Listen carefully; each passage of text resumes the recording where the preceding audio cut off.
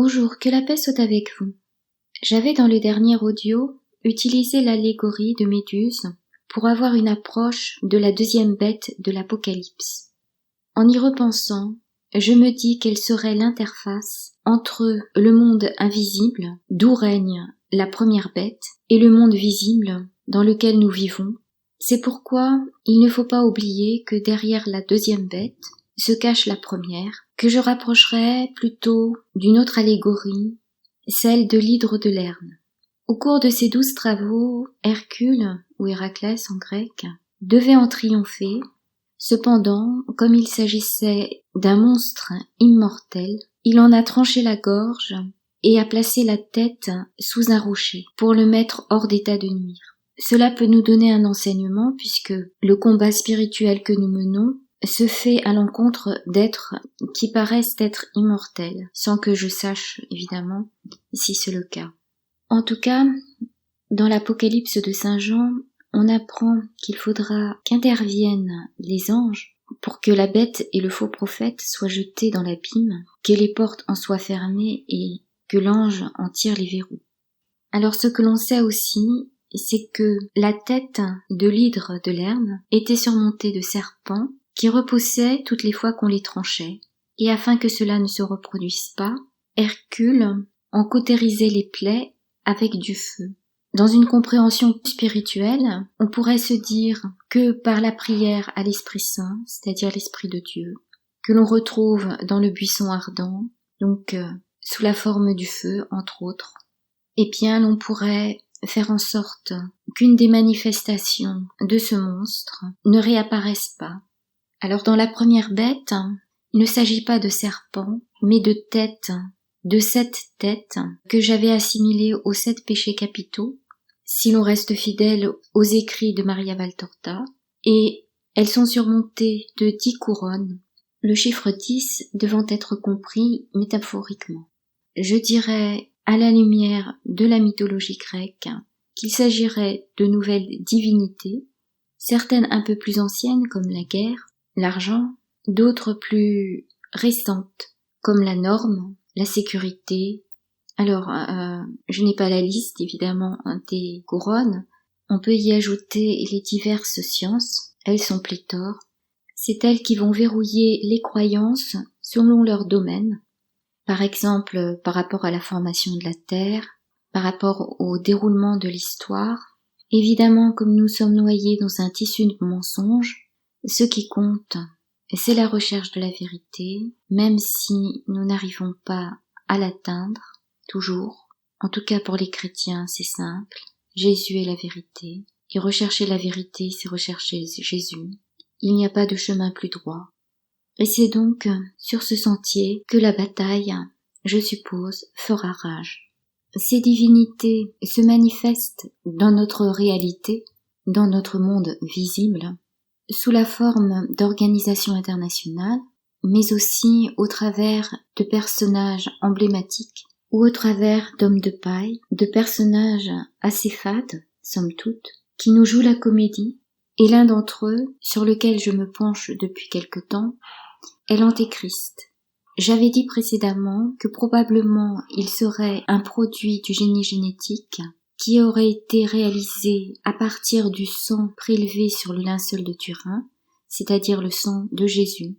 Son rôle apparemment, d'après ce que j'en ai déduit en visionnant les vidéos dont j'ai mis le lien dans la description, serait donc de conforter de fausses croyances, parmi lesquelles celles que nous serions le produit de manipulations génétiques et celles que le Dieu de ce monde serait Satan ou Lucifer ou n'importe quel nom qu'on voudrait bien lui donner. Croyance évidemment erronée, mais que l'on serait enclin à accepter si l'on allait au bout de la logique de toutes ces sciences qui veulent nous prouver par A plus B que Dieu n'existerait pas en dehors de la vision de notre monde.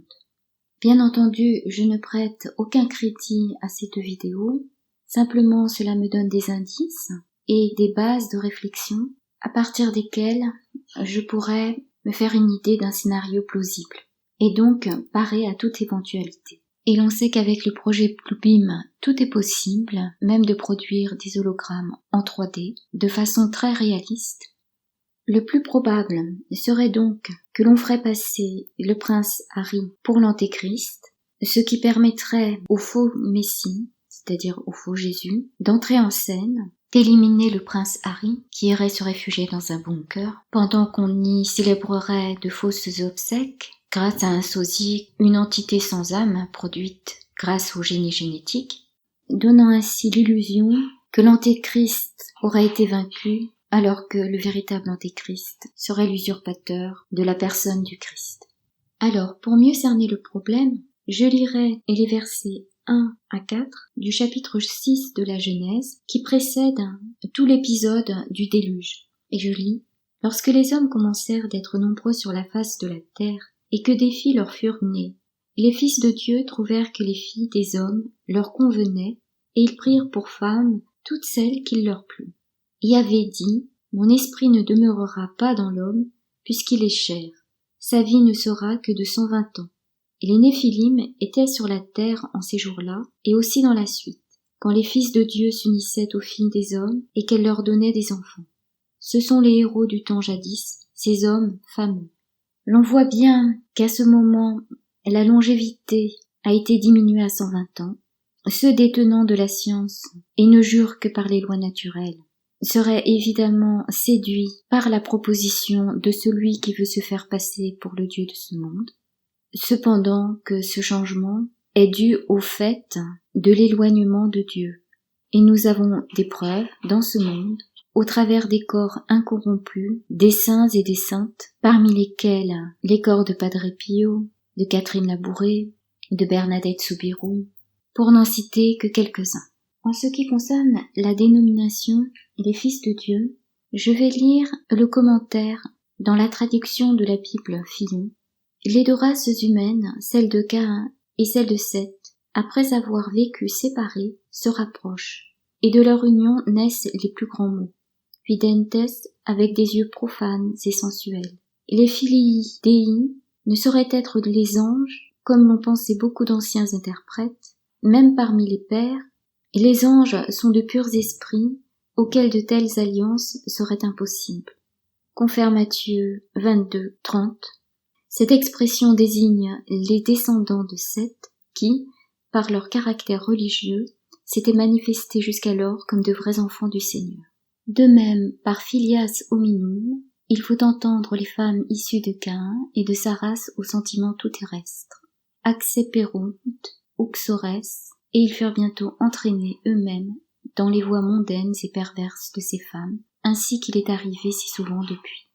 Cette dernière explication, me semble-t-il, ne tient pas la route, parce que cela voudrait dire que Dieu punirait les filles de Seth qui ne seraient pas allées avec les fils de Caïn, qui seraient, selon cette explication, eux aussi pervers. Or, si l'on fonde notre réflexion sur le passage où Abraham intercède pour les justes qui ne devraient pas être punis à cause des pécheurs, eh bien, il me semble difficile à croire que Dieu ait puni les filles de Seth à cause des fils de Seth qui se seraient mal comportés.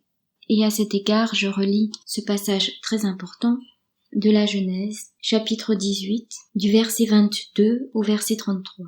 Les hommes partirent de là et allèrent à Sodome. Abraham se tenait encore devant Yahvé. Abraham s'approcha et dit: « Vas-tu vraiment supprimer le juste avec le pécheur? Peut-être y a-t-il 50 justes dans la ville. Vas-tu vraiment les supprimer et ne pardonneras-tu pas à la cité pour les 50 justes qui sont dans son sein? Loin de toi de faire cette chose-là, de faire mourir le juste avec le pécheur, en sorte que le juste soit traité comme le pécheur. Loin de toi. Est-ce que le juge de toute la terre ne rendra pas justice? » Yahvé répondit: « Si je trouve à Sodome 50 justes dans la ville, je pardonnerai à toute la cité à cause d'eux. » Abraham reprit: « Je suis bien hardi de parler à mon Seigneur, moi qui suis poussière et cendre, mais peut-être des 50 justes en manquera-t-il 5? Feras-tu pour 5 périr toute la ville? » Il répondit: « Non, si je trouve 45 justes. » Abraham reprit encore la parole et dit: « Peut-être n'y en aura-t-il que 40? » Il répondit: « Je ne le ferai pas à cause des 40. » Abraham dit, « Que mon Seigneur ne s'irrite pas et que je puisse parler, peut-être s'en trouvera-t-il 30. » Il répondit, « Je ne le ferai pas, si j'en trouve 30. » Il dit, « Je suis bien hardi de parler à mon Seigneur, peut-être s'en trouvera-t-il 20. » Et il répondit, « Je ne détruirai pas à cause des 20. » Il dit, « Que mon Seigneur ne s'irrite pas, je parlerai une dernière fois, peut-être s'en trouvera-t-il 10. » Et il répondit, « Je ne détruirai pas à cause des 10. » Yahvé ayant achevé de parler à Abraham, s'en alla, et Abraham s'en retourna chez lui.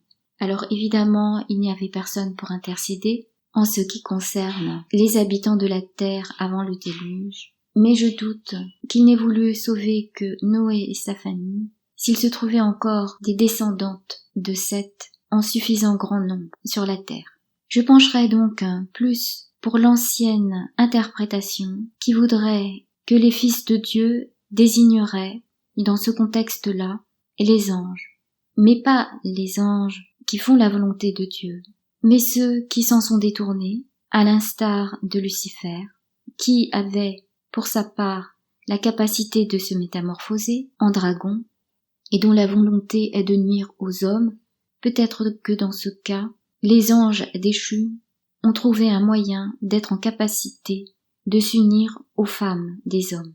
Je me dis que peut-être, avant le déluge, il était possible aux hommes de percevoir le monde qui aujourd'hui nous est invisible, de sorte qu'il leur était possible de voir le démon et ses sbires, singer Dieu, établir une cité céleste qu'il aurait appelée Olympe, et que la mythologie grecque ne ferait que s'inspirer de faits vécus par les populations. Ainsi nous aurions une idée de ce qui nous attendrait s'il devait y avoir les 3 jours de ténèbres, et où il est question de voir les démons sortir de dessous la terre. Dans les temps dans lesquels nous nous trouvons, nous nous rapprochons de la situation d'avant le déluge de Noé, puisque la barrière entre les espèces devrait être allègrement franchie au travers d'expériences sur des multitudes d'individus, peut-être sur ce nouveau réservoir que constitueraient les bébés mis à disposition de la science, et qui serait un réservoir de haute qualité, puisqu'il serait abouti, qu'il soit prématuré ou pleinement capacité de vivre dans notre milieu hostile. Peut-être est-il question de les transformer en êtres hybrides, mi-robotiques, mi-humains. Si l'on veut faire un parallèle avec la Bible, on peut donc s'attendre à un déluge, comme du temps de Noé. Il est possible que les paquebots géants aient été construits dans cette perspective, mais cela reste illusoire, puisque la terre va être renouvelée totalement, ainsi que le ciel, et qu'il n'y aura plus de mer, comme cela est annoncé dans l'Apocalypse de Saint Jean, au chapitre 21. Puis je vis un ciel nouveau, une terre nouvelle, car le premier ciel et la première terre ont disparu, et de mer il n'y en a plus. Et je vis la cité sainte, Jérusalem nouvelle, qui descendait du ciel de chez Dieu. Elle s'est faite belle comme une jeune mariée parée pour son époux. Alors entre-temps, il y a les 1000 années qui sont décrites. Cela paraît très mystérieux, mais on peut toujours avancer des hypothèses. Ce serait que la face de la terre aura été renouvelée, qu'il y aurait une première résurrection qui permettrait aux personnes ressuscitées d'évangéliser la terre, et ces personnes seraient emplies de l'Esprit de Dieu comme l'étaient les premiers patriarches, c'est-à-dire qu'ils seraient en capacité de vivre 1000 ans, et cela paraît plausible dans la mesure où la première alliance permettait de vivre pleinement la révélation de Dieu le Père, la puissance de Dieu. La deuxième alliance permet aux hommes de mieux connaître Dieu dans son intimité avec Jésus, notamment au moyen de l'Eucharistie. Viendrait donc la troisième alliance, où les hommes seraient en capacité de vivre la révélation du Saint-Esprit, qui allierait la reconnaissance de la puissance de Dieu et de sa connaissance au travers de Jésus.